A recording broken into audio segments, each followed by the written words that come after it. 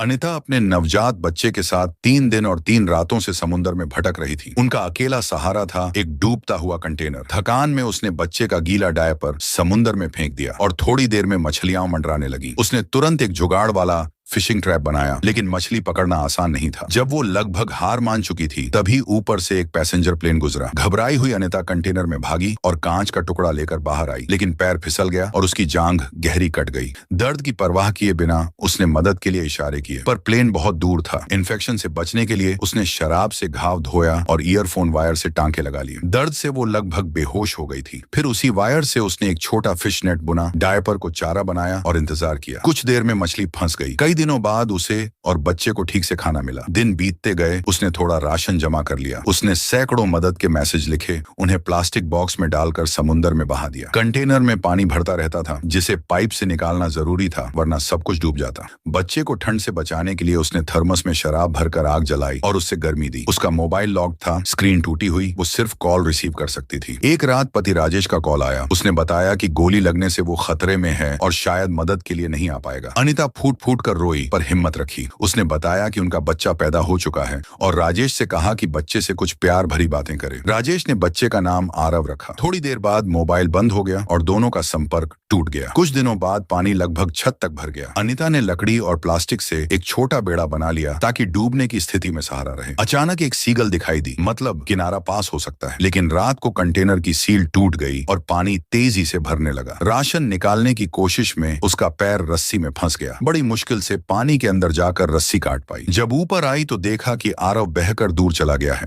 वो बेतहाशा चिल्लाई। तभी एक बड़ी मछली, डॉल्फिन जैसी, बच्चे के पास आकर पानी छिड़कने लगी। बच्चा रो पड़ा और उसकी आवाज से अनिता को लोकेशन मिल गई। उसने तैरकर उसे बचा लिया। सुबह तक दोनों जिंदा थे, लेकिन अनिता बेहद कमजोर। उसने बच्चे का हाथ पकड़कर कुछ आखिरी सी बातें कही। फिर उसने मछली बाहर निकाली, जिससे सीगल्स इकट्ठा हो गई। उसी समय एक मछली पकड़ने वाली नाव गुजरी। नाव वालों ने सीगल्स की हलचल देखी और कंटेनर की तरफ आ गए। उन्होंने सबसे पहले आरव को सुरक्षित नाव पर लिया, फिर रस्सी डालकर अनिता को निकाला। वो लगभग बेहोश थी, लेकिन मछुआरों ने हार नहीं मानी। लंबे प्रयास के बाद उन्होंने उसकी जान बचा ली। एक पूरे महीने तक समुद्र में तैरते हुए अनिता ने सिर्फ अपनी हिम्मत और माँ के प्यार की ताकत से अपने बच्चे को जिंदा रखा। सच में माँ की ममता से बड़ी कोई शक्ति नहीं।